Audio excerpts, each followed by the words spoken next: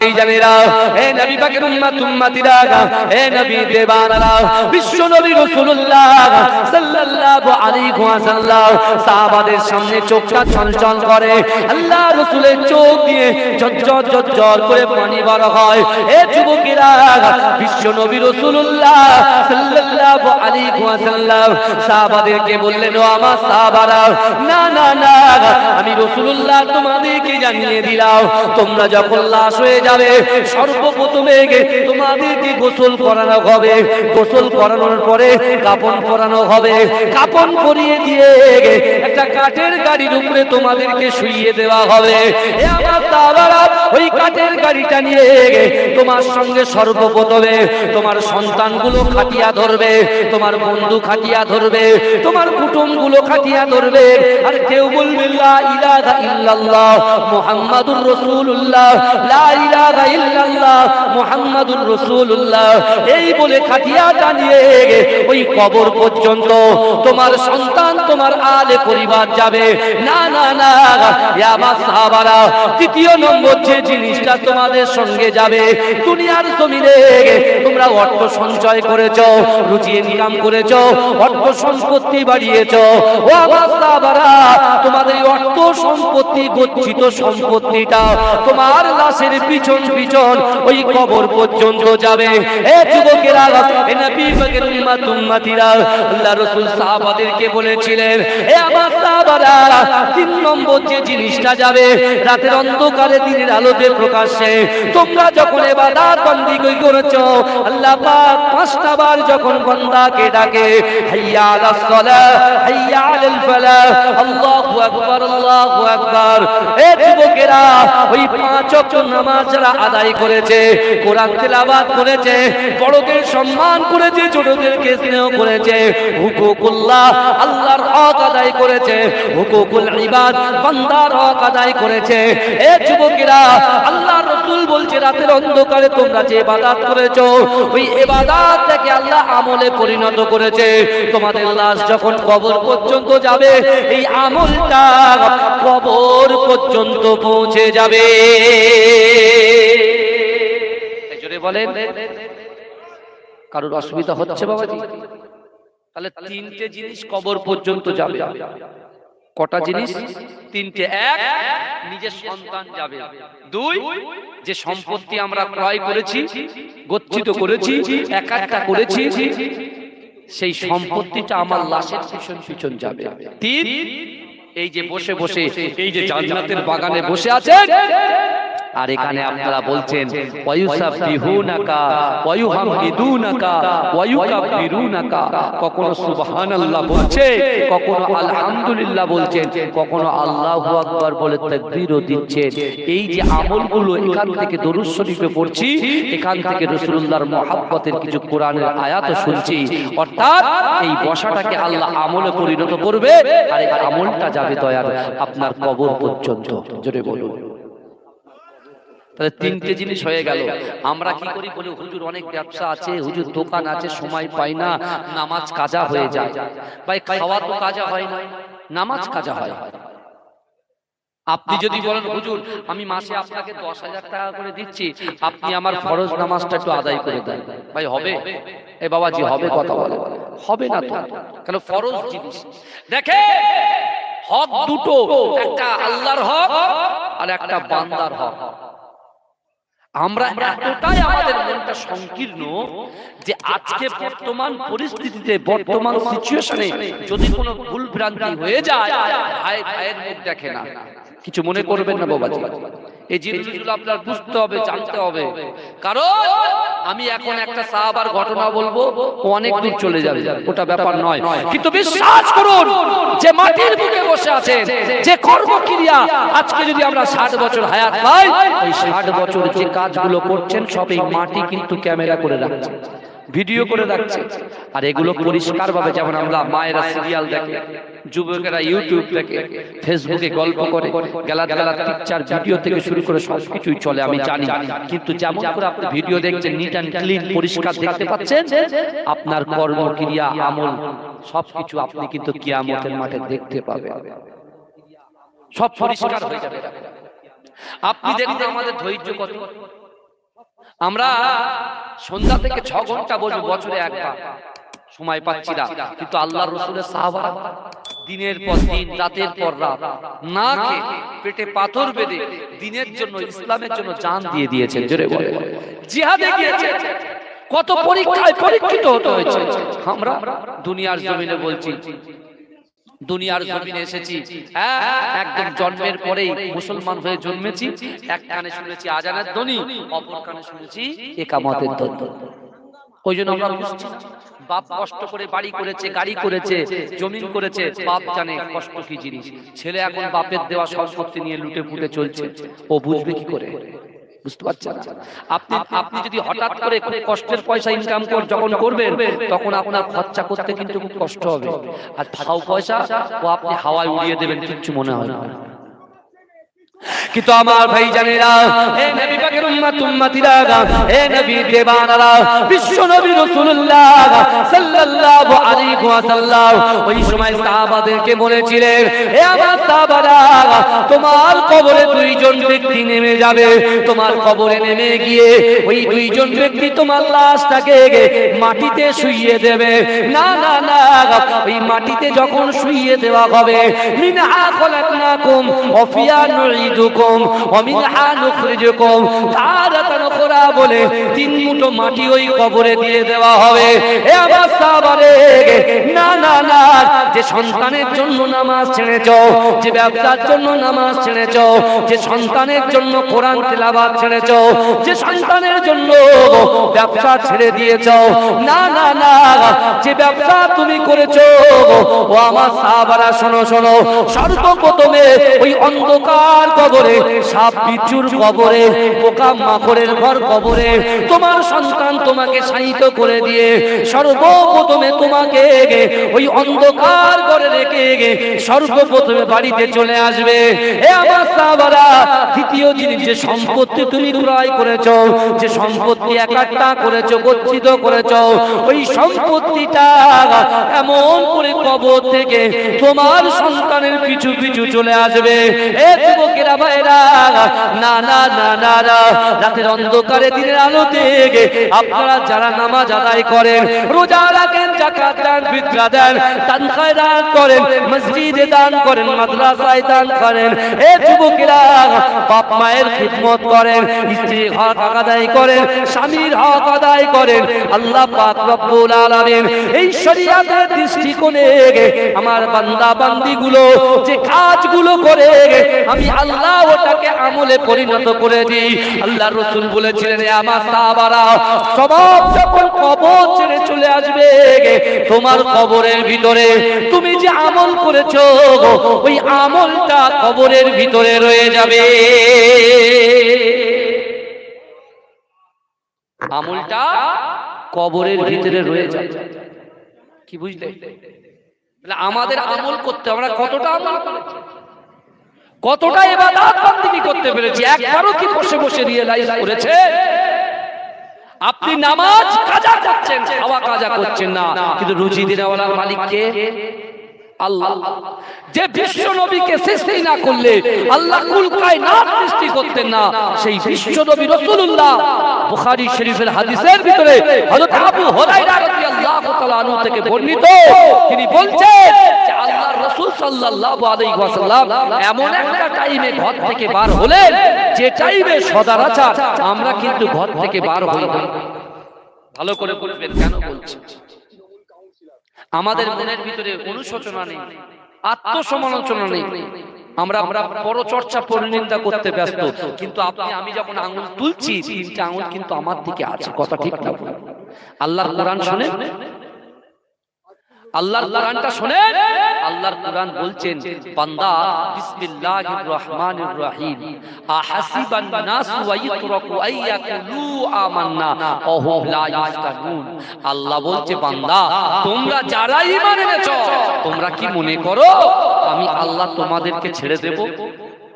তোমরা যা ইচ্ছা তাই করবে, যখন ইচ্ছা নামাজে আসবে, যখন ইচ্ছা জান্নাতে আসবে, আবার জান্নাত থেকে যখন ইচ্ছা বেরিয়ে যাবে, যখন ইচ্ছা মা বাপকে কাছে টানবে আবার মা বাপকে দূরে ছুড়ে দেবে, যখন ইচ্ছা স্ত্রীকে কাছে টানবে স্বামীকে কাছে টানবে, যখন ইচ্ছা ছুড়ে ফেলে দেবে, সন্তানের হক নষ্ট করবে, যখন ইচ্ছা হক আদায় করবে আবার ছুড়ে ফেলে দেবে। তোমরা কি মনে করেছো আমি আল্লাহ তোমাদেরকে ছেড়ে দেব? অহুম লা ইফতানুন, আমি আল্লাহ কি তোমাদের পরীক্ষা করব না? আল্লাহ তো পরীক্ষা করে। দরুদ শরীফ পড়ুন আল্লাহুম্মা, এটা জোরে জোরে পড়ে আল্লাহুম্মা। একটা মাইক ফিডব্যাকটা পাচ্ছি, আমার ফিডব্যাক একটা মাইক এটা ঘুরিয়ে দিতেন, আমার দিকে ঘুরিয়ে দেন না, একটা কি আছে একটু ঘুরিয়ে দেন, আমি ফিডব্যাকটা পাচ্ছি না। বুঝতে পারছেন আমার গলাটা টেনে নিচ্ছে না, সমস্যা হচ্ছে, এটা ফিডব্যাকের জন্য এটা দিতে হবে, বুঝতে পেরেছেন? দরুদ শরীফ পড়েন আল্লাহুম্মা সাল্লি আলা।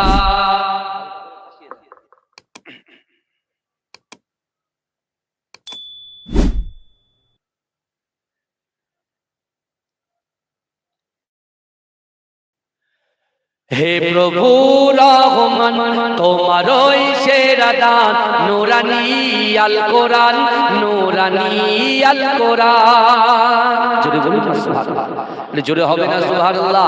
নারে তাকবীর, নারে তাকবীর।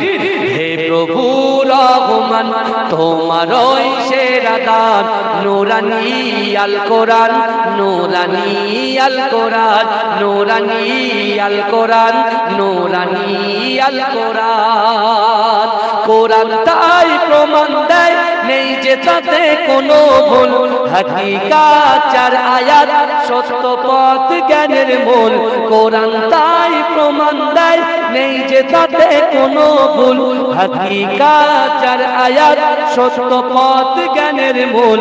চার হরফে আছে মধু শান্তি যে অফুরান, নূরানী আল কোরআন, নূরানী আল কোরআন, নূরানী আল কোরআন, নূরানী আল কোরআন। কোরআন জ্ঞানের আদাত আল্লাহ মহাজ্ঞানী, সত্য পথের দিশা দিলেন কোরআন খানি।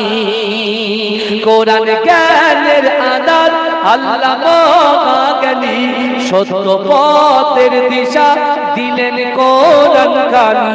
চার হরফে আছে মধু শান্তি যে অপরাণ, নূরানী আল কোরআন, নূরানী আল কোরআন। সকল রোগের সেবা কোরআন পাকে পাওয়া যায়, এক হরফে 10টি নেকি আমল নামায় জমা হয়। সকল রোগের সেবা কোরআন পাকে পাওয়া যায়, এক হরফে 10টি নেকি আমল নামায় জমা হয়। কোরআন হলো ওই শিবানী, কোরআন হলো ওই শিবানী, মানব জীবন বিধান, নূরানী আল কোরআন, নূরানী আল কোরআন, নূরানী আল কোরআন, নূরানী আল কোরআন।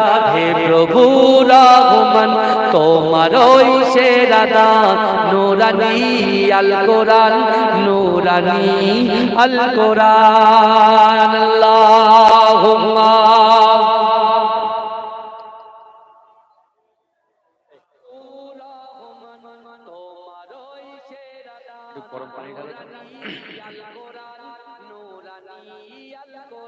আমার বাবাজিরা ভাইরা, আমার কথায় অসুবিধা হচ্ছে না তো?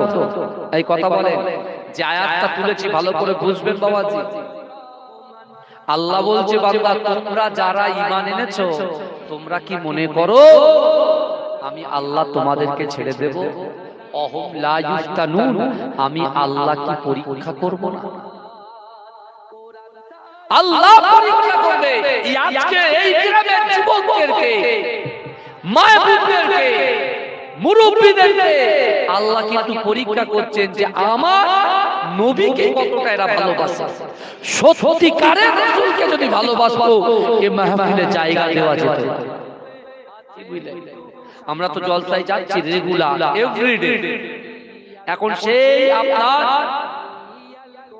ঈদের পর চলে যাবে, এখন আপনার রোজা যেদিন শুরু হবে তারাবি, ওই তারাবি পর্যন্ত জলসা চলছে, আর পিছনে 3 মাস একভাবে চলছে, ভালো করে বুঝবেন। আবার 1 মাস রোজার ভিতরে দুপুরে আছে, আবার রোজার পর থেকে আবার 2 মাস, ভালো করে বুঝবেন। তা আমরা তো দেখি বুঝি, বুঝতে পারি, আর মায়েরা যেমন ভাত টিপলে বুঝতে পারে, শুনছে ভাত টিপলে বুঝতে পারে না ভাত হয়েছে, তা আমরাও বুঝে যাই জায়গা সিচুয়েশন ভিত্তিক, কিন্তু বিশ্বাস করেন সবার তাকদীর কিন্তু সমান নয়। আজকে ইন দা বাউন্ডারির ভিতরে যারা আপনারা প্রবেশ করেছে, আল্লাহ আপনাদের তাকদীরকে অনেক বড় করে দিয়েছেন। জোরে বলে বহু আপনি একটা एग्जांपल নেন, আল্লাহর রাসূল বলছে তোমরা জিকির করো এবং ফিকির করো। জিকিরটা কি? এই আল্লাহ আল্লাহ জিকির। ফিকিরটা কি? চিন্তা ভাবনা। ফিকিরটা কি? চিন্তা ভাবনা। কি চিন্তা ভাবনা? চার ইমামের এক ইমাম, ইমামে আযম আবু হানিফা রাহমাতুল্লাহ আলাইহির আমলে একজন বাদশা ছিলেন, বুঝলেন? আল্লাহকে ভয় করতেন। তো হঠাৎ সেই বাদশার রাজ দরবারে একজন নাস্তিক প্রবেশ করেছে। কে প্রবেশ করেছে বাবা? একজন নাস্তিক, যে আল্লাহকে আল্লাহ বলে বিশ্বাস করে না। সে বলছে শোনো, এই পুরো পৃথিবীটা নিজের গতিতে চলে, আল্লাহ বলে কেউ নেই। বলবেন না নাউজুবিল্লাহ? বলবেন না নাউজুবিল্লাহ? সে বলছে আল্লাহ বলে কিছুই নেই, এমনি এমনি সব কিছু চলে। রাজ দরবারের রাজা সাহেবের সেই তো কোরআন হাদিসের জ্ঞান নাই, তার সাথে সাথে তার মন্ত্রীকে বলছে শিগগিরই যাও দাজলা নদীর পারে এ জামানার সবথেকে বড় ইমাম ইমামে আযম আবু হানিফা রাহমাতুল্লাহ আলাইহিকে বলো যে রাজা তলব করেছে, আপনাকে ডেকেছে। কারণ একজন নাস্তিক সে এরকম একটা প্রশ্ন ছুড়ে দিয়েছে, সে চ্যালেঞ্জ করছে যে কেউ প্রমাণ দিতে পারবে না। তাই আমি রাজা, আমি ইমামে আযম আবু হানিফাকে রাজ দরবারে ইনভাইট করলাম, এই নাস্তিকের প্রশ্নের জবাব দিতে হবে। শুনছেন তো? এখন ইমামে আযম উজিরকে বলছেন, মন্ত্রীকে বলছেন আপনি জানান আমি আসছি। 1 ঘন্টা 2 ঘন্টা 3 ঘন্টা 4 ঘন্টা 5 ঘন্টা ক্রস করে বেরিয়ে যাচ্ছে, কিন্তু ইমামে আযম আবু হানিফার কোনো খবর নেই। তখন নাস্তিক ওই রাজ দরবারে ফুক ফুকে বলছে শোনো, আমি যে কথাটা বলেছি আল্লাহ বলে কিছুই না, এই পুরো পৃথিবীটা নিজের গতিতে চলে, অর্থাৎ এর অ্যানসার তোমার ইমাম দিতে পারবে না বলে আজকে ভয়ে সে আসছে না। যেই মুখে এই কথাটা ইমামে আযম আবু হানিফা তার সামনে প্রবেশ করেছে, জোরে বলে চিৎকার দিয়ে বলেন বাবাজি আমার ভাগে যে কজন বসে আছেন একটু জোরে বলেন না সুবহানাল্লাহ। এখন ইমামে আযম আবু হানিফা রাহমাতুল্লাহ আলাইহি তিনি গিয়ে বলছে রাজ দরবারে রাজা সাহেব জিজ্ঞাসা করছে কি ব্যাপার তোমার এত লেট হয়ে গেল? বলছে কি আর করব, এই শুনেন ভালো করে, বলছে কি আর করব, দাজলা নদীর পার তো আমার পার হতে হবে। কিসে পার হবো? নৌকায় পার হবো, ডিঙিতে পার হবো। হ্যাঁ, কিন্তু হঠাৎ করে দেখছি যখন আমি নৌকাতে বসবো, দেখছি কোনো নৌকা না, কোনো মাঝিও নাই, কেউ নাই, কিন্তু হঠাৎ করে দেখছি নদীর মাঝখান থেকে কাঠ ভেসে উঠেছে, আর একটা কাঠ ভেসে উঠে একে অপরের কাঠের সঙ্গে জোড়া লাগছে, এমনি এমনি জোড়া লাগছে। হঠাৎ করে দেখছি একটা নৌকা তৈরি হয়ে আমার সামনে এসে হাজির হয়ে গেছে। আমি কি করলাম? নৌকায় উঠলাম, কিন্তু মাঝিবিহীন নৌকাটা আমাকে পার করে দিল। নৌকা পার করিয়ে দেওয়ার পরে আমি দাঁড়িয়ে আছি, এমনি এমনি নৌকাটা এপার ওপার করছে, এপার ওপার করছে। তাই এইগুলো দেখতে দেখতে আশ্চর্য জিনিস দেখতে দেখতে আমার সময় চলে গেছে। তাই আমি এসেছি। নাস্তিক বলছে তুমি কি মাথা খারাপ হয়ে গেছে? তোমার কি ব্রেন খারাপ হয়ে গেছে? কি করে সম্ভব উইদাউট মাঝিতে কিভাবে নৌকা চলা সম্ভব? আর আপনি বলছেন একটা নৌকা তৈরি করতে গেলে তার মিস্ত্রি লাগে, তার মিস্ত্রি ছাড়া নৌকা তৈরি হলো কি করে? আপনার মাথা খারাপ হয়ে গেছে। তখনই বাবা আযম বলছে মাথা আমার খারাপ হয়েছে না আপনার খারাপ হয়েছে। সাধারণ একটা নৌকা তৈরি করার জন্য যদি মিস্ত্রি লাগে, আর সাধারণ একটা নৌকা পার করার জন্য মাঝি লাগে, এই পুরো কায়নাতটা আল্লাহ সৃষ্টি করেছে, আল্লাহই চালায়। জোরে বলুন না সুবহানাল্লাহ। এই জোরে বলবেন না? আল্লাহ আমাদেরকে হাত দিয়েছে, পা দিয়েছে, এই হাতের কোনো দাম নাই, এই চোখের কোনো দাম নাই, এই জবানের কোনো দাম নাই যদি এর রূহটা না থাকে। আমাদের শরীরের ভিতরে রূহটাই হচ্ছে মেন জিনিস, কথা ঠিক না ভুল? আজকে রূহ আছে বলে আপ এন্ড ডাউন করতে পারছি, আমার ঘাটটাকে রাইট সাইড লেফট সাইড আমরা করতে পারছি, আপ এন্ড ডাউন করতে পারছি। কিন্তু এই যুবকেরা বিশ্বাস করো, ইমামে আযম আবু হানিফা বলছে তুমি বলো এখনো দেশের মধ্যে সারা বিশ্বের জমিনে এমন কোন ডক্টর আছে হাড় যদি খারাপ হয়ে যায় হাড়টাকে ঠিক করে দেয়, চোখ যদি খারাপ হয়ে যায় চোখটাকে চেঞ্জ করে দেয়, কিডনি যদি খারাপ হয়ে যায় কিডনিটাকে চেঞ্জ করে দেয়, হাত যদি খারাপ হয়ে যায় হাত চেঞ্জ করে দেয়। এখন বলো রূহ যদি বডি থেকে চলে যায় সেই রূহ কি সে ঠিক করতে পারে? এই কথা বলো। তাহলে পুরো বডিটা নিয়ন্ত্রণ করছে কে? রূহ। আর রূহকে নিয়ন্ত্রণ করছে কে? আল্লাহ। অর্থাৎ ওই সময় ইমাম আযম আবু হানিফা বলছেন যে আসমানটা হচ্ছে মাথা আর জমিনটা হচ্ছে পা, আর এই আসমান জমিনের মিডলে যত ফাঁকা জায়গা আছে এগুলো হচ্ছে হাত পা সবকিছু, অর্থাৎ নিয়ন্ত্রণকারী আমার আল্লাহ। জোরে বলুন সুবহানাল্লাহ। নাস্তিক পুরো চুপ হয়ে গেছে। আপনি এটা ভেবেছেন? সত্যি কথা, রূহ যদি চলে যায় লাশ হয়ে যাব। হ্যাঁ, আপনার সন্তান আপনার কবরে শুইয়ে দিয়ে যখন আপনাকে মাটি দিয়ে যখন কবর ছেড়ে চলে আসবে, আপনি আপনার সন্তানের পায়ের আওয়াজটা শুনতে পাবেন নিজে কানে, কিন্তু কোনো কথা বলতে পারবেন না। আপনার ওই সোনা মানিককে ডাকতে পারবেন না।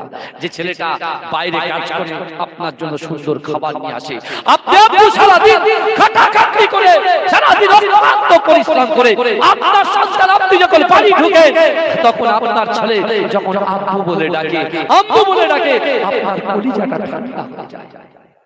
ভাইজান, যার চোখ আছে সে চোখের মূল্য বোঝে না, যার হাত আছে তার হাতের মূল্য বোঝে না, যার পা আছে তার পায়ের মূল্য বোঝে না। যখন পাটা চলে যায় তার দিলটা কিন্তু কুড়ে কুড়ে খায়। এখনো সময় আছে নিজের পরিবর্তন হওয়ার চেষ্টা করা। আমার ভাইজানেরা, হে নবী পাকের উম্মতিরা, হে নবী দেওয়ানারা, বিশ্ব নবী রাসূলুল্লাহ সাল্লাল্লাহু আলাইহি ওয়াসাল্লাম ঘর থেকে বার হয়ে গেলেন। এমন একটা টাইমে আমার দয়ার নবী ঘর থেকে বার হয়েছে। ও ভাইরা বোনেরা, সদাচার ওই টাইমে আমরা ঘর থেকে কেউ বার হই না। আল্লাহর রাসূল যখন ঘর থেকে বার হলেন, আল্লাহর রাসূল দেখতে পায় আল্লাহর রাসূলের মুহাব্বতের সাহাবা আবু বকর সিদ্দিক রাদিয়াল্লাহু তাআলা আনহু, হযরত ওমর ফারুক রাদিয়াল্লাহু তাআলা আনহু মসজিদে নববীর চৌকাঠে বসে আছে। এ যুবকেরা, আল্লাহর রাসূল সাহাবা দুটোকে দেখে আল্লাহর রাসূল বললেন, বাবা সাহাবা আবু বকর, কি ব্যাপারে এই সময় তোমরা এখানে কেন? কি ব্যাপারে আমার সাহাবা ওমর, এই সময় তোমরা কেন এখানে বসে আছো? আল্লাহর রাসূল বলছে, তোমরা এখানে কেন বসে আছো এই সময়? কি বলেছিলেন? হযরত আবু বকর সিদ্দিক চোখের পানি ফেলতে ফেলতে বলছে, ইয়া রাসূলুল্লাহ, পেটের ক্ষুধা আমাদের ঘর থেকে বাইরে বার করে দিয়েছে। পেটের ক্ষুধা আমাদের ঘর থেকে বাইরে করে দিয়েছে। আল্লাহর রাসূল বলেছিল, বাবা আবু বকর, বাবা ওমর, আমি রাসূলুল্লাহ আমারও পেটের ক্ষুধা ঘরের বাইরে বার করে দিয়েছে। ভাইজান, আপনার বাড়িতে দৈনন্দিন রুজি যায়, তাই না? আমরা তিন বেলা খাই, আমরা সকালে খাই, দুপুরে খাই, রাতে খাই, আবার ফাস্ট ফুড তো সব সময় মুখ আমাদের চলে, কথা ঠিক না? আল্লাহর রাসূল সাল্লাল্লাহু আলাইহি ওয়াসাল্লাম দুইজন জান্নাতি সাহাবা, জান্নাতের সার্টিফিকেট ওয়ালা সাহাবা, এই দুই সাহাবা বসে আছে মসজিদে নববী। আর আল্লাহর রাসূল বলছে, তোমরা এই সময় কেন? বলছে, ইয়া রাসূলুল্লাহ, পেটের ক্ষুধা আজকে বাড়ির বাইরে বার করে এনেছে। রাসূল বলছে, আল্লাহর রাসূল কি করলেন? দুইজন সাহাবার হাত ধরে একজন আনসারী সাহাবার বাড়ির দিকে নিয়ে যাচ্ছেন। জোরে বলুন না সুবহানাল্লাহ।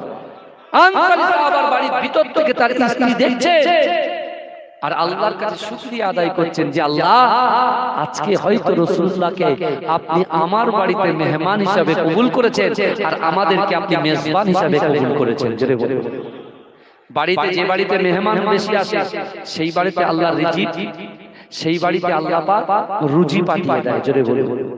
যে বাড়িতে মেহমান আসে, কারণ মেহমানদারি করা রাসূলুল্লাহর সুন্নাত। এই আজকে দেখুন আপনারা সবাই এক জায়গায় বসে আছেন, তাবারুক খাবেন, তাই না? আল্লাহর রাসূলের কিন্তু একটা সুন্নাত আদায় হয়ে যাবে। জোরে বলা যাবে বাবাজি? বিশ্বাস করেন, আল্লাহর রাসূল সাল্লাল্লাহু আলাইহি ওয়াসাল্লামের ওই আনসারী সাহাবার বাড়ির স্ত্রীটা সে আল্লাহর কাছে শুকরিয়া আদায় করে কখনো সুবহানাল্লাহ বলছে, কখনো আলহামদুলিল্লাহ বলছে, কখনো তাকবীর দিচ্ছে। জোরে বলুন সুবহানাল্লাহ। রাসূল যখন পৌঁছে গেলেন, রাসূল যখন পৌঁছে গেলেন, গিয়ে ওই আনসারী সাহাবার স্ত্রীকে জিজ্ঞাসা করছে মা পর্দার ভিতর থেকে যে মা আমার আনসারী সাহাবা কোথায়? বলছি ইয়া রাসূলুল্লাহ হয়তো আমাদের জন্য কিছু ক্রয় করতে গেছে, কিছু কিনতে গেছে। তা ওই সাহাবা কিছু খাবার নিয়ে উনি যখন ঢুকছেন জানেন না যে রাসূল এসেছেন, দুইজন জান্নাতি সাহাবা এসেছেন। উনি দূর থেকে দেখছেন তার অন্ধকার ঘরটা আলোকিত হয়ে গেছে। জোরে বলে ঢুকেই দেখছেন বিশ্বনবী রাসূলুল্লাহ বসে আছেন আর দুইজন জান্নাতি সাহাবা বসে আছেন। তখন আল্লাহর কাছে শুকরিয়া আদায় করে বলছেন সুবহানাল্লাহ আলহামদুলিল্লাহ, আল্লাহ আজকে যাকে সৃষ্টি না করলে কুল কায়নাত সৃষ্টি করতেন না, সেই হাবিবে লাবিবে তাবিব সহ দুইজন জান্নাতি সাহাবাকে আমার বাড়িতে মেহমান হিসেবে আপনি কবুল করলেন, আর আমি গুনাহগার আল্লাহ মেজবান হিসেবে কবুল করে নিলেন। জোরে বলুন। সে একটা বড় ছুরি বার করেছে, একটা ছুরি বার করে রাসূলুল্লাহ সামনে দিয়ে যাচ্ছেন। আল্লাহ রাসূল বলছে সাহাবা দাঁড়াও, কোথায় যাচ্ছ তুমি? বলছি ইয়া রাসূলুল্লাহ আপনি এসেছেন, একটা বকরি জবাই করতে যাচ্ছেন, একটা বকরি জবাই করতে যাচ্ছেন। রাসূল এসেছেন যাকে সৃষ্টি না করলে আল্লাহ কুল কায়নাত সৃষ্টি করতেন না, সেই দয়ার নবী মুস্তাফা এসেছেন, তার দুইজন জান্নাতি সাহাবা এসেছেন, তাদের তো মেহমানদারি করতে হবে। এই বাড়ি কুটুম আসলে আমরা মুরগি ধরি তো, এই কথা বলে মুরগি ধরি না, আবার কি হয় বলেন? বলে কে এসেছে রে, কে এসেছে? বলছে জামাইয়ের ভাই এসেছে, বলে মুরগি ছেড়ে দে। বুঝতে পারছেন না? বলে কে এসেছে, কে এসেছে? বলে জামাই। জিজ্ঞেস করছে কে এসেছে? বলে জামাই আসেনি গো, জামাইয়ের ভাই এসেছে, বলে তাড়াতাড়ি মুরগি ছেড়ে দে। বুঝতে পেরেছেন? কিন্তু যিনি এসেছেন তিনি হচ্ছেন বিশ্বনবী মুস্তাফা। জোরে বলুন না সুবহানাল্লাহ। সেই দয়ার নবী মুস্তাফা সাল্লাল্লাহু আলাইহি ওয়াসাল্লাম হাবিবুল নবীর তাবিব, তাকে আল্লাহ পাক ওমা আরসালনাকা ইল্লা রাহমাতাল লিল আলামিন করে পাঠিয়েছেন। কেমন? আল্লাহর রাসূল ওই সাহাবাকে শেখাচ্ছে, রে সাহাবা শোনো, তুমি জানো দুধ ওয়ালি বকরি জবাই করবে না। জোরে বললেন না। ভাবু অনেকে দুধ বিক্রি করে খায়, কথা বলেন, গরুর দুধ বকরির দুধ বিক্রি করে খায় না। আগে ছিল, এখন সব মানুষ মডার্ন হয়ে গেছে। আপনাদের এখান থেকে আমার কলকাতার পুরো পাশাপাশি তো, সব মডার্ন। ছোট ছেলেরা এরাকে খরচ তরক করে ঘুরে বেড়ায়, হাঁটু বার করে ঘুরে বেড়ায় সব। বুঝতে পেরেছেন? কি বলবো, আল্লাহর কাছে জবাব দিয়ে করতে হবে, আর আল্লাহ তো পরীক্ষা করবে, সেটা পরে আসছি, ভালো করে বলে। বিশ্বনবী রাসূলুল্লাহ সাহাবাকে বললেন যে দুধওয়ালি বকরি যেন তুমি জবাই করবে না, যে কোনো একটা বকরি হলেই হবে। রাসূলুল্লাহর ওই সাহাবা একটা সাধারণ বকরিকে জবাই করার পরে সুন্দর করে থাল সাজিয়ে রাসূলুল্লাহকে দিয়েছে। আমরা বলি না যে আমাদের সময় নাই, আমাদের ব্যবসার জন্য, বাণিজ্যের জন্য, স্কুলের জন্য, হ্যাঁ নানা রকম কাজের ভিতরে আমরা যে যারে হচ্ছি, নিয়োজিত হচ্ছি। কিন্তু ভালো করে বুঝুন, রাসূলুল্লাহ সাহাবা আবু বকর ওমর খেলেন, রাসূলুল্লাহ খেলেন, তাদের বাড়ির জন্য বরকতের জন্য দোয়া করলেন। জোরে বলে আপনারা কোরআন খতম করান না? বাড়ির বরকতের জন্য, পিতা মাতার রুহের মাগফিরাতের উদ্দেশ্যে ইমাম সাহেব কি কোরআন খতম করে দোয়া করে? রাসূলুল্লাহ ঠিক ওইভাবে দোয়া করতেন। আল্লাহর রাসূল দোয়া করিয়ে দিয়ে মসজিদে নববী এবং ওই সাহাবা আনসারী সাহাবার বাড়ির মিডল পর্যন্ত এসে আল্লাহর রাসূল পিছনে ঘুরে সাহাবাকে প্রশ্ন করছেন, তোমাদের খবর কি, অবস্থা কি? বলছি ইয়া রাসূলুল্লাহ ছিলাম ক্ষুধার্ত, আল্লাহ তার রিজিক দিয়ে আমাদের মতো গুনাহগারের পেটটাকে ভরিয়ে দিয়েছেন। জোরে বল। কিন্তু আমার ভাইজানেরা, হে নবী পাকের উম্মতিরা, হে নবী দেবানা, আল্লাহ রাসূল সাল্লাল্লাহু আলাইহি ওয়াসাল্লাম আবু বকর উমরকে লক্ষ্য করে বলেছিলেন, ও আবু বকর, শোনো শোনো, তোমরা যারা আনসারী সাহাবার বাড়িতে খাওয়া দাওয়া করেছো, ভক্ষণ করেছো, না না না, কাল কিয়ামতের মাঠেতে আল্লাহর হাতে তার রাজ্য থাকবে, আল্লাহর হাতে মিজানের পাল্লা থাকবে। না না না, তোমরা যে খাওয়া খেয়েছো, আল্লাহর দেওয়া রিজিক খেয়েছো, আল্লাহ পাক এই রিজিকের হিসাবটা তোমাদের কাছ থেকে নেবে, তোমাদেরকে আল্লাহর কাছে হিসাব দিতে হবে। আল্লাহ রাসূল সাল্লাল্লাহু আলাইহি ওয়াসাল্লাম ওই সময় সাহাবাকে বললেন, হে আমার সাহাবারা, আল্লাহ পাক রব্বুল আলামিন বান্দাকে বলবে, বান্দা না না না, তোমার 60 বছর হায়াতে জিন্দেগিতে আমি আল্লাহ পাক তোমার বাড়িতে রিজিক পৌঁছে দিয়েছি, তোমার অর্থ সম্পদ দিয়েছি, তোমার যৌবন শক্তি দিয়েছি। আমার দেওয়া রিজিককে ও বান্দা তুমি কতটা ইবাদত করেছো, কতটা নামাজ আদায় করেছো, কতটা জিকির করেছো, কতটা ফিকির করেছো, কতটা তুমি তোমার সন্তানের হক আদায় করেছো, কতটা শরিয়াত অনুযায়ী চলেছো। আমার বিশ্ব নবী রাসূলুল্লাহ সাল্লাল্লাহু আলাইহি ওয়াসাল্লাম তোমাদের কাছে যে সঠিক দিনটা প্রচার করেছে, কোরআনটাকে বন্টন করেছো, ওই কোরআন অনুযায়ী তোমরা কিভাবে চলেছো আল্লাহ পাক রব্বুল আলামিনের কাছে তোমাদের সকলের হিসাব দিতে হবে। আল্লাহর রিজিক দিচ্ছে, রিজিক দেওয়ার মালিক কে? আল্লাহ। আপনি মনে করছেন মাটি চাষ করতে যাচ্ছি, আমি সার মারছি, পানি দিচ্ছি বলে আমার দ্বারাই সবজি হচ্ছে, এটা আপনার ভুল ধারণা বাবা, এটা তো শয়তানের ধারণা। ও বলছে জানিস তো শিগগিরই চল এখন স্প্রে করতে হবে। কিসের? না না হলে পোকা লেগে যাবে। তুমি যতই দামি দামি স্প্রে করো না কেন, আল্লাহ যদি তোমার প্রতি অসন্তুষ্ট হয়ে যায় ও কাজ হবে না।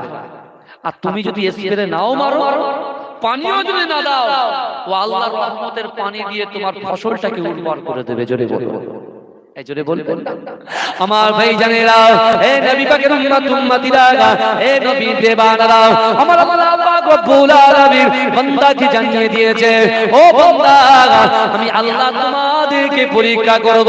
হে যুবকেরা, আমরা যারা ঈমান এনেছি আমাদের সকলকে পাঁচটার ভিতরে আমার আল্লাহ পাক পাঁচটা জিনিস দিয়ে পরীক্ষা করবে। সর্বপ্রথমে আল্লাহ পাক বান্দার ভিতরে খৌফ দেবে, ভয় দেবে। এই ভয় দিয়ে আল্লাহ পরীক্ষা করবে বান্দা কতটা আমি আল্লাহকে ভয় করে, না রাজা বাদশাকে ভয় করে। বান্দা আমি আল্লাহকে মুহাব্বত করে না ভালোবাসে, না এমনি মানুষকে ভালোবাসে না মুহাব্বত করে। হে যুবকেরা, হে নবী পাকের উম্মতিরা, আমার আল্লাহ পাক রব্বুল আলামিন পবিত্র কালামুল্লাহ শরীফের ভিতরে পরিষ্কার ভাবে জানিয়ে দিয়েছে, বিসমিল্লাহির রহমানির রহিম, ইয়া আইয়ুহাল্লাযীনা আমানুত্তাকুল্লাহ, ইয়া আইয়ুহাল্লাযীনা আমানুত্তাকুল্লাহ। আমার আল্লাহ বলে বান্দা, হে আমার বিশ্বাসী ইমানদার বান্দারা, ওয়াত্তাকুল্লাহ, আমি আল্লাহ আমাকে ভয় করো। আল্লাহ বলছে বান্দা তোমরা আমি আল্লাহ আমাকে ভয় করো। দুনিয়ার পৃথিবীতে কোনো বাদশা, কোনো রাজা, কাউকে তোমরা ভয় পেও না।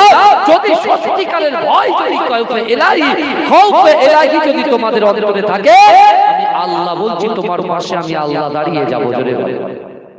আর বড় বড় বিপদ থেকে আমি আল্লাহ পাক হেফাজত করব। কি বলি? বড় বড় বিপদ থেকে হেফাজত করব। আমার বিশ্ব নবী রাসূলুল্লাহ যখন কাবা শরীফ থেকে মদিনায় হিজরত করেছিলেন, মদিনায় হিজরত করার পরে আল্লাহর রাসূল সাল্লাল্লাহু আলাইহি ওয়াসাল্লাম 13 বছর মক্কি জীবনে অক্লান্ত কাফের বেঈমানগুলো আল্লাহর রাসূলকে অত্যাচার করেছিল, লাঞ্ছিত করেছিল, লাঞ্ছিত করেছিল, অপমান করেছিল, উৎপীড়ন নিপীড়ন করেছিল। কিন্তু আল্লাহ পাক রব্বুল আলামিন আমার রাসূল সাল্লাল্লাহু আলাইহি ওয়াসাল্লামের সাথে ছিল বলে আল্লাহর রাসূল সাল্লাল্লাহু আলাইহি ওয়াসাল্লাম এই কোরআনটাকে সারা বিশ্বের জমিনে বন্টন করে দিয়ে গেছেন। জোরে বলুন সুবহানাল্লাহ। সেই রাসূল সাল্লাল্লাহু আলাইহি ওয়াসাল্লাম মক্কা থেকে মদিনায় যখন আসছেন, বিশ্বাস করেন রাসূল মদিনাতে হিজরত করার আগে অনেক সাহাবারা, অনেকেই যারা রাসূলকে মহব্বত করে, তারা অনেকে কিন্তু রাসূলুল্লাহর কাবা বাইতুল্লাহ শরীফে রাসূলুল্লাহর হাতে হাত দিয়ে কলেমা পড়ে মুসলমান হয়ে তারা মদিনাতে এসে ইসলাম প্রচার করেছিলেন। জোরে বলুন সুবহানাল্লাহ। মদিনাটাকে তৈরি করে দিয়েছিলেন আমার আল্লাহ। আমার রাসূল যখন মক্কা থেকে মদিনায় আসবে, আল্লাহ জিবরাইলকে বলেছিলেন, জিবরাইল তুমি যাও আমার হাবিবুল্লাহকে বলো সে যেন মক্কা ছেড়ে দেয়, মক্কায় যেন না থাকে। রাসূলুল্লাহ বলেছিল যে আল্লাহ আমি যদি মক্কা ছেড়ে দিই তাহলে কাবা শরীফ তওয়াফ করার ইচ্ছা হলে কাবা শরীফ তওয়াফ করব কি করে? আমি যদি মক্কা ছেড়ে দিই মাকামে ইব্রাহিমের পিছনে নামাজ আদায় যদি ইচ্ছা করি আল্লাহ আমি যদি মক্কা ছেড়ে দিই জামজামের পানিটা পান করব কি করে? আমার যদি সাফা এবং মারওয়াটা সাই করার ইচ্ছা হয়, তাহলে আমি যদি মক্কা ছেড়ে চলে যাই, তাহলে সাফা মারওয়া সাই করব কি করে? আল্লাহ পাক আমার রাসূলকে সান্তনা দিয়ে বলেছিলেন, হাবিবুল্লাহ মক্কা থেকে মদিনায় যাওয়াটা আপনার পুরোপুরি যাওয়া হবে না, মক্কা থেকে মদিনায় যাওয়াটা হবে টেম্পোরারি যাওয়া। জোরে বলুন সুবহানাল্লাহ। এদিকে মদিনায় অনেক সাহাবা ছিল যাদের বয়স হাদিসের মধ্যে এসেছে, একজন সাহাবা রাসূল যখন মক্কা থেকে মদিনায় হিজরত করেছে, একজন মুহাব্বতের সাহাবা 18 বছর বয়স, যার নাম হচ্ছে হযরত তালহা রাদিয়াল্লাহু তাআলা আনহু, রাসূলুল্লাহর হাতে হাত দিয়ে কলেমা পড়ে মুসলমান হয়েছিলেন। জোরে বলুন সুবহানাল্লাহ। আর একজন সাহাবা বয়স হচ্ছে 16, যার নাম হলো হযরত সালাবা রাদিয়াল্লাহু তাআলা আনহু, তিনি রাসূলুল্লাহর হাতে হাত দিয়ে কলেমা পড়ে মুসলমান হয়েছিলেন। জোরে বলুন সুবহানাল্লাহ। আর সাহাবা 70 বছরের বয়স্ক সাহাবা, অর্থাৎ তার এক পা ছিল ঘোড়া, এক পা কি ছিল? ঘোড়া ছিল। সে আল্লাহর কাছে হাত তুলে মোনাজাত করছেন যে আল্লাহ আমার দয়ার নবী মুস্তাফা জানে রহমতকে মক্কার মানুষেরা কষ্ট দিচ্ছে, আল্লাহ সেই দয়ার নবী মুস্তাফা সাল্লাল্লাহু আলাইহি ওয়াসাল্লামের হাতে হাত দিয়ে যতক্ষণ পর্যন্ত রাসূলুল্লাহ চাঁদ মুখখানা না দেখব আর তার সঙ্গে জিহাদে না যাব, ততদিন পর্যন্ত আপনি আমার মৃত্যু দেবেন না। জোরে বলে আমি এসেই আপনাদেরকে একটা হাদিস পড়ে শুনিয়েছিলাম। সেই হাদিসের মধ্যে রাসূল বলছেন, ইন্নাল আবদা, নিশ্চয়ই কোন আল্লাহর বান্দা, লা ইয়ামালু আমালা আহলিন নার, জাহান্নামবাসীদের কাজ করে, অর্থাৎ জাহান্নামে যেতে এক পা বাবা আল্লাহ ওই ব্যক্তির দ্বারাই, ওই যুবকের দ্বারাই, ওই নারীর দ্বারাই, ওই পুরুষের দ্বারাই এমন একটা ভালো কাজ করিয়ে নেয়, তার ঠিকানাটা দয়ার জান্নাত হয়ে যায়। জোরে বলবেন না বাবা। আবার রাসূল বলছেন, ইন্নাল আবদা লা ইয়ামালু আমালা আহলিন নার ওয়া আন্নাহু মিন আহলিল জান্নাত ওয়া ইন্নামাল আমালা আহলিল জান্নাত ওয়া আন্নাহু মিন আহলিন নার, নিশ্চয়ই কোন আল্লাহর বান্দা জান্নাতবাসীদের কাজ করে, জান্নাতে যেতে এক পা বাকি, জান্নাতে যেতে এক পা বাকি, ওই ব্যক্তির দ্বারাই, ওই নারীর দ্বারাই, ওই পুরুষের দ্বারাই আল্লাহ এমন একটা কাজ করিয়ে নেয়, তার ঠিকানাটা জাহান্নাম হয়ে যায়। এই বুঝলে? আল্লাহ রাসূলের সাহাবা দাঁড়িয়ে বলছে, ইয়া রাসূলুল্লাহ, ইয়া হাবিবাল্লাহ, হুজুর এটা কেমন ব্যাপার?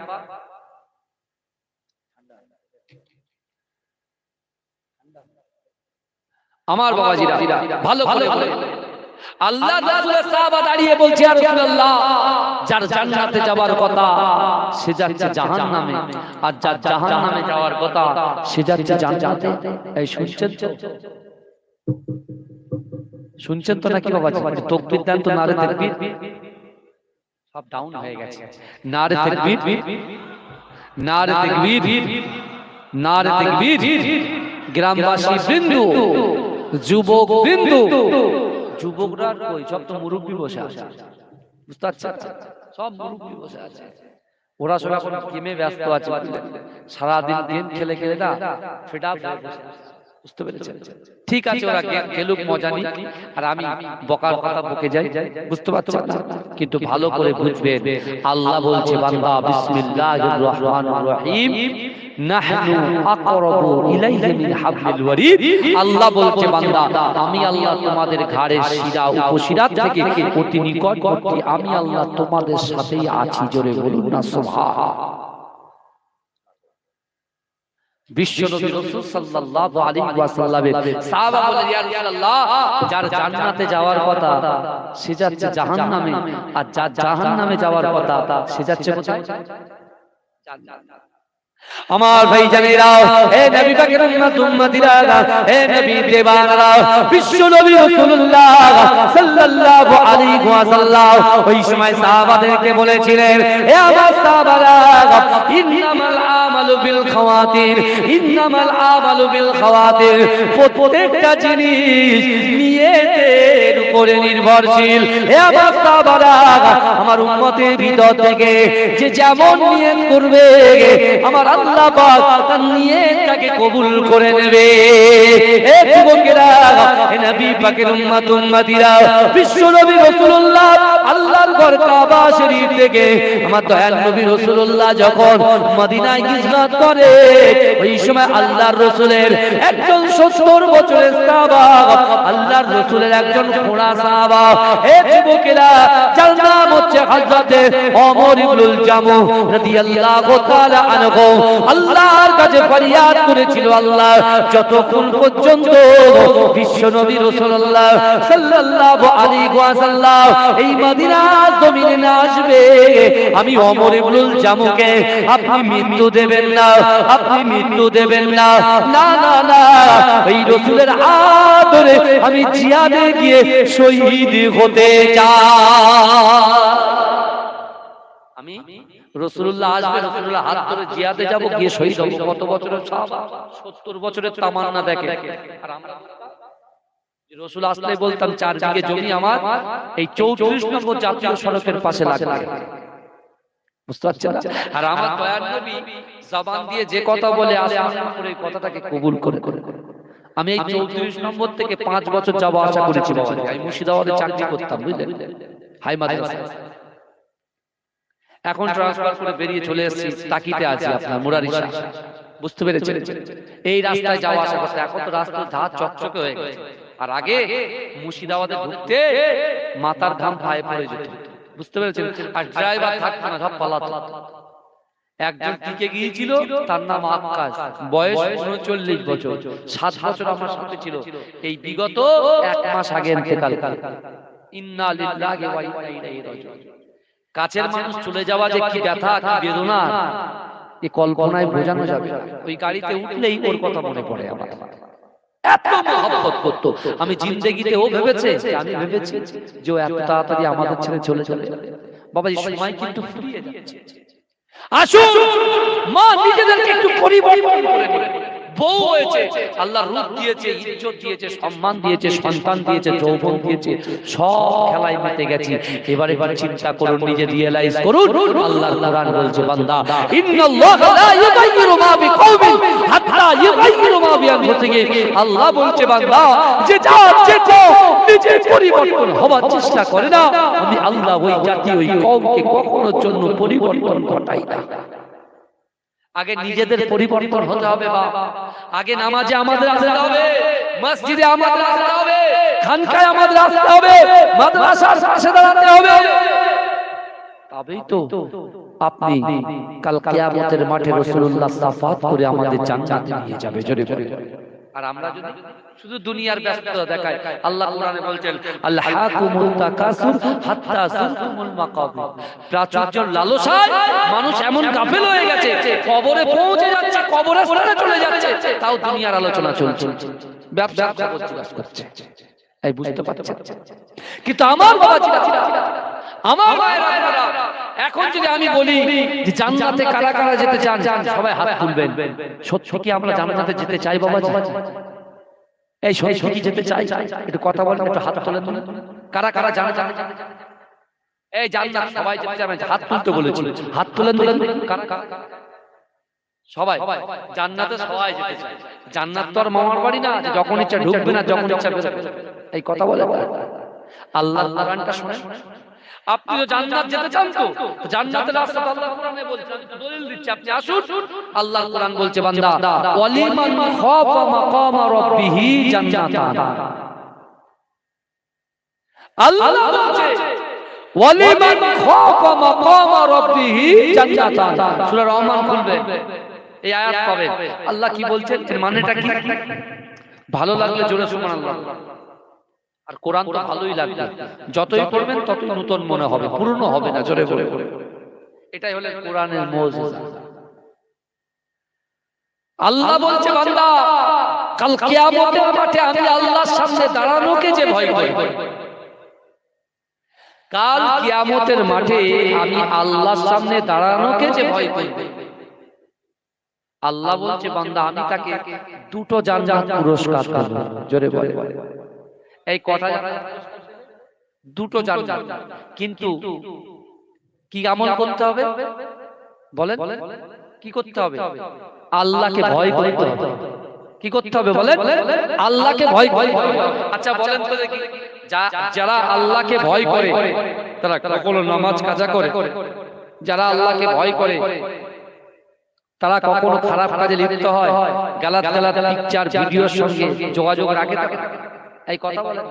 লটারি কাটা হারাম, সুদ খাওয়া হারাম, শরাব খাওয়া হারাম, তাহলে সে যদি আল্লাহকে সত্যিকারের ভয় করে তার ধারে পাশে যাবে? এই কথা বলে। আর এখন দুনিয়ার মোহে পড়ে, দুনিয়ার লোভে পড়ে আমার ছেলেরা চলে যাচ্ছে। ওদের দোষ নাই, কিন্তু দোষ হচ্ছে শয়তান ইবলিস। যদি বলেন কেন? এই দেখেন, আল্লাহর রাসূল বলছে, আমার সাহাবারা, সারা পৃথিবীর জমিনে যত আমার উম্মত আছে, সারা পৃথিবীর জমিনে, সারা বিশ্বের যত আমার উম্মতি আছে, সকলের ভিতরে একটা করে শয়তান কি আছে? শয়তান আছে। আমার ভিতরে আছে, আমার পাশে যিনি বসে আছেন এনারাও আছে, এই সবার ভিতরে কিন্তু আছে। আল্লাহর রাসূলের সাহাবা দাঁড়িয়ে প্রশ্ন করছে রাসূলকে, ইয়া রাসূলুল্লাহ, বিয়াদবি ক্ষমা করবেন? বলছে কি?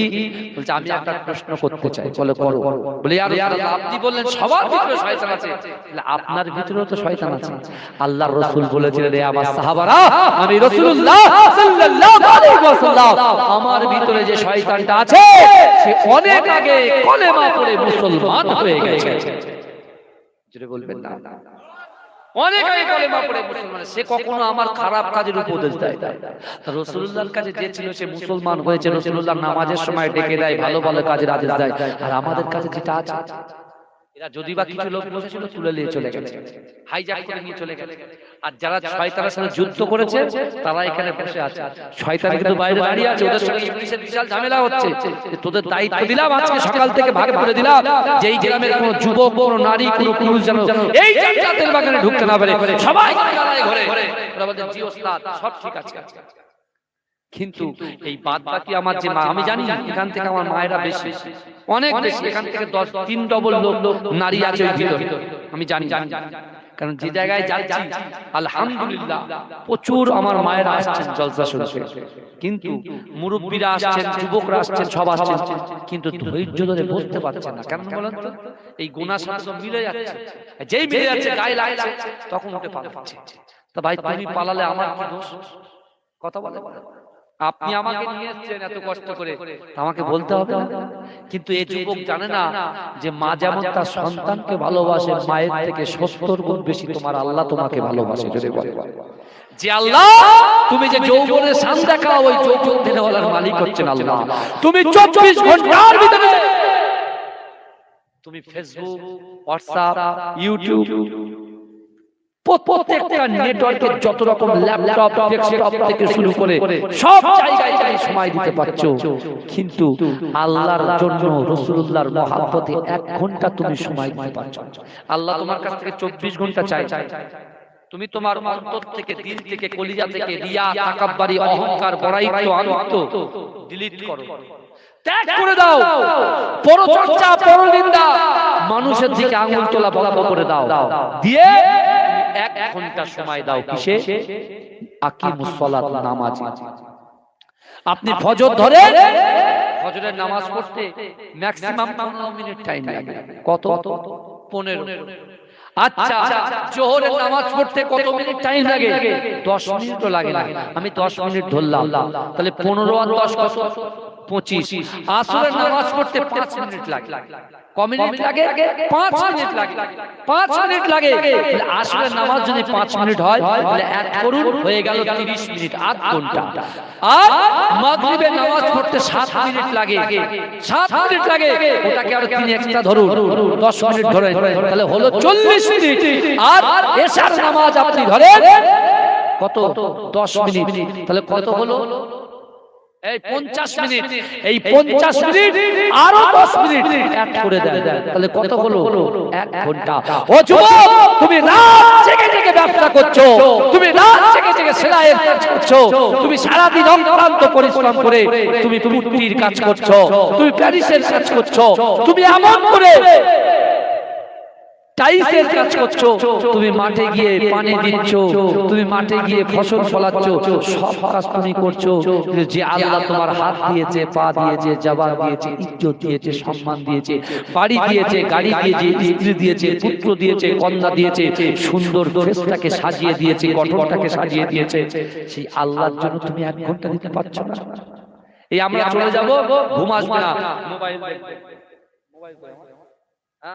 এই মোবাইল এরকম করে দেখে দেখে দেখে দেখে দেখে দেখে ছেলের বাইরে থাকে, এই শুনছে, ছেলে বাইরে থাকে, ছেলে মিস কল দিয়েছে, বাপ ফোনটা দেখেছে, দেখে ছেলের কাছে ফোন করবে কি, ফেসবুক দেখতে দেখতে দেখতে সময় চলে গিয়ে একটা টাইম ছেলে যখন ঘুমিয়ে গেছে তখন বাপ ফোন করছে, বাপ ছেলের জন্য ওয়েট করছে, ছেলে সারাক্ষণ ফেসবুক দেখতে দেখতে ঘুমিয়ে গেছে, বাপ ঘুমিয়ে গেছে, ছেলে ফেসবুক করছে। এরকম হয় কি হয় না? কথা বলা আপনি মনে করবেন আমি আজকে একদম ঘুমাবই, কিন্তু মাথার কাছে মোবাইলটা রাখবেন, দেখবেন শয়তান এসে বলবে, আমাদের কাছে যে শয়তান এসে তো মুসলমান হয়নি, সে বলবে তাড়াতাড়ি এই এই পেজে ঢোক, ওই পেজে ঢোক, এই ফোল্ডারে ঢোক, ওই ফোল্ডারে ঢোক, পুরো ঈমানটাকে নষ্ট করে ছেড়ে দিচ্ছে ভাই। ওই জন্য বলছি বিশ্বাস করুন, একটু জিকির আজকার করার চেষ্টা করে, আমল করার চেষ্টা করে। বউ হয়েছে, অনেক কিছু করেছি, এই 30 বছর বয়সে বহু গুনাহ হয়ে গেছে আমাদের।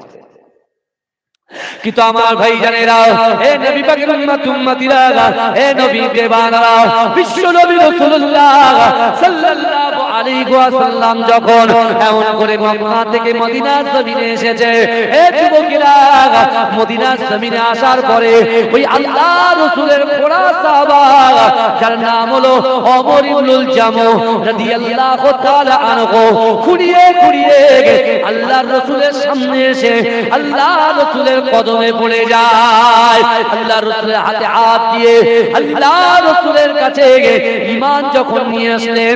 হে যুবকেরা, আল্লাহর রাসূল বদরের যুদ্ধে যাবে, হে যুবকেরা, হে নবী পাকের উম্মতিরা, আল্লাহর রাসূলের সাহাবা এমন করে ডাক দেয়, হাইয়া আলাল জিহাদ, হাইয়া আলাল জিহাদ, চলো চলো চলো জিহাদে যেতে হবে।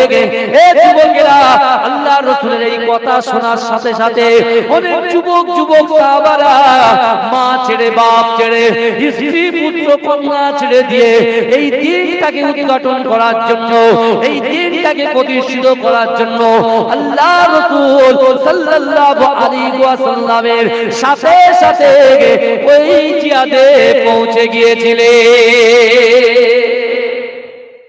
এই জোরে হবে না, এই জোরে হবে না।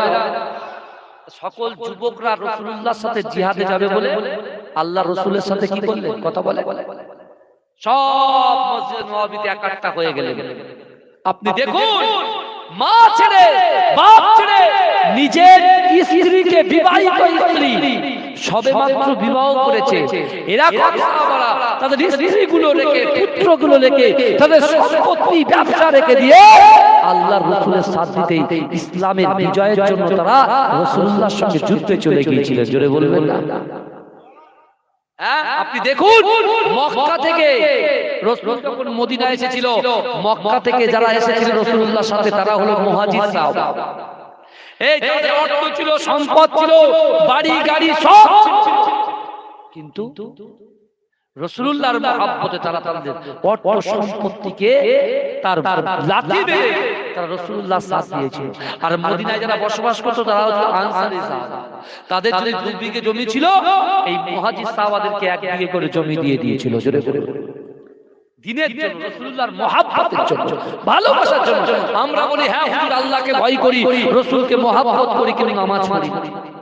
আল্লাহকে ভয় করি, রাসূলকে মহব্বত করি, হুকুমুল্লাহ আল্লাহর হক, হুকুকুল ইবাদ বান্দার হক পালন করি না।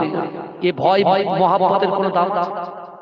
আর আপনি যদি বলেন হুজুর আল্লাহকে ভয় করি, রাসূলকে মহব্বত করি, 5 ওয়াক্ত নামাজ পড়ি, আল্লাহকে ভয় করি, রাসূলকে মহব্বত করি, হুজুর আমি কোরআন তেলাওয়াত করি, আল্লাহ বলছে বান্দা আমি বলছি, রাসূল আপনি বলুন, কুল ইন কুনতুম তুহিব্বুনাল্লাহ ফাত্তাবিউনি ইউহিব্বুকুমুল্লাহ। হে নবী আপনি বলে দিন, যারা আমি আল্লাহ আমাকে পেতে চায়, ভালোবাসতে চায়, আমাকে ভালোবাসার আগে যারা আপনাকে ভালোবাসে, আর যারা আমার রাসূলুল্লাহকে মহব্বত করবে, আমি আল্লাহ তাদের জিন্দেগি জীবনের গুনাহটাকে ক্ষমা করে দেব। জোরে করে আমরা কি আমাদের জীবনের থেকে, আমাদের শরীরের থেকে, আমাদের পিতা মাতার থেকে আল্লাহ রাসূলকে ভালোবাসতে পেরেছি?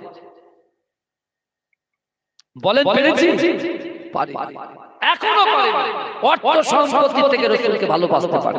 হয়তো ওমর হুজুর আল্লাহ রাসূলকে বলেছিল, ইয়া রাসূলুল্লাহ, আমি কিন্তু আপনাকে ভালোবাসি, এখনো আমি আপনাকে পুরোপুরি ভালোবাসতে পারিনি, আমার থেকে, আমার জীবনের থেকে বেশি।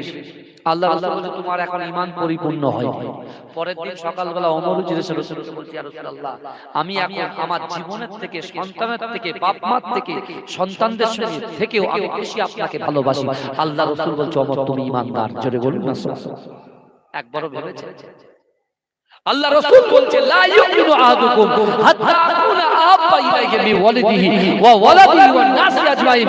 রাসূল বলছে, তোমরা ততক্ষণ পর্যন্ত পূর্ণ ঈমানদার হতে পারবে না যতক্ষণ তোমাদের পিতা মাতা, আত্মীয় স্বজন, পাড়াবাসী, গ্রামবাসী সকলের থেকে রাসূলকে মহব্বত করতে হবে, তাহলে তোমরা হবে ঈমানদার। বাবাজি, আল্লাহ রাসূল বলছেন, ইন্নামাল আমালু বিল খাওয়াতিম, যেটা আপনি নিয়ত করবেন আল্লাহ সেই নিয়তের জায়গায় আপনাকে পৌঁছে দেবে। জোরে বলে। ওমর ইবনুল জামু সে নিয়ত করছেন কি দেখেন, সে নিয়ত করেছিল রাসূল যেন কাবা শরীফ থেকে মদিনায় আসে, আল্লাহ ততদিন আমাকে মৃত্যু দেবেন না, আমি রাসূলুল্লাহর সঙ্গে জিহাদে যাব, সেখানে মৃত্যু হবে, সেখানে আমার কবর হবে। জোরে বলে। আমার ভাই জানেরা, হে নবী পাকের উম্মত উম্মতিরা, হে নবী দেওয়ানারা, আল্লাহ রাসূলের মুহাব্বতি সাহাবা ওমর ইবনুল জামু রাদিয়াল্লাহু তাআলা আনহু একজন খোড়া সাহাবা, কোন লাঠি ইউজ করে না। হে যুবকেরা, ঘুরিয়ে ঘুরিয়ে মসজিদে নববী শরীফে আল্লাহর রাসূলের সামনে হাজির হয়ে যায়। হে যুবকেরা, আল্লাহ রাসূল বলেছে বদরের যুদ্ধে যাব, কে আছো বলো, বদরের যুদ্ধে যেতে হবে। আল্লাহ রাসূলের ওই ঘোড়া সাহাবা হযরত ওমর ইবনুল জামু রাদিয়াল্লাহু তাআলা আনহু আল্লাহর রাসূলের কাছে বসে আল্লাহ রাসূলকে বলে, ইয়া রাসূলুল্লাহ, ইয়া হাবিবাল্লাহ, হলো আমার তামান্না, হলো আমার ইচ্ছা, হলো আমি আপনার সঙ্গে বদরের যুদ্ধে গিয়ে আমি জিহাদ করে শহীদ হতে চাই, আমি জিহাদে গিয়ে মৃত্যুবরণ করতে চাই, এটাই আমার তামান্না। তা আল্লাহ রাসূল বলছে, বাবা ওমর ইবনুল জামু, তুমি যে বলছো, তুমি তো খোড়া পায়ে যাচ্ছ, আর জিহাদে কেউ কারোর মায়া করে না। যখন যুদ্ধ হয়, যুদ্ধে কেউ কারোর মায়া করে না, যে যার প্রতিহত করার চেষ্টা করে, যা যার জান নিয়ে বাঁচার চেষ্টা করে। অর্থাৎ তুমি একজন খোড়া মানুষ, অসুস্থ মানুষ, আর যুদ্ধে প্রখরভাবে বীরত্বের সঙ্গে লড়াই করতে হয়, কিন্তু তোমার শরীর তো দুর্বল, তোমার তো একটা পা নেই, তুমি গেলেই তো তুমি শেষ হয়ে যাবে। আমি রাসূল বলছি, তোমার শরীর অসুস্থ, তোমাকে যেতে লাগবে। এই রাসূলুল্লাহ, সাহাবা ওমর ইবনুল জামুর মনটা খারাপ হয়ে যায়। শুনছেন? অসুবিধা হচ্ছে কারো? এটা তাকবীর দিন, নারে তাকবীর, নারে তাকবীর। আখিরি রাসূল তো নবী আকরাম, তোমার কদমে মোর হাজারো সালাম, নবী তোমার কদমে মোর হাজারো সালাম। জোরে বলবেন না? এই আমাদের রাসূলুল্লাহর মাজার মোবারকে গিয়ে সালাম দেওয়ার ইচ্ছা নাই আমাদের? এই কথা বলেন না।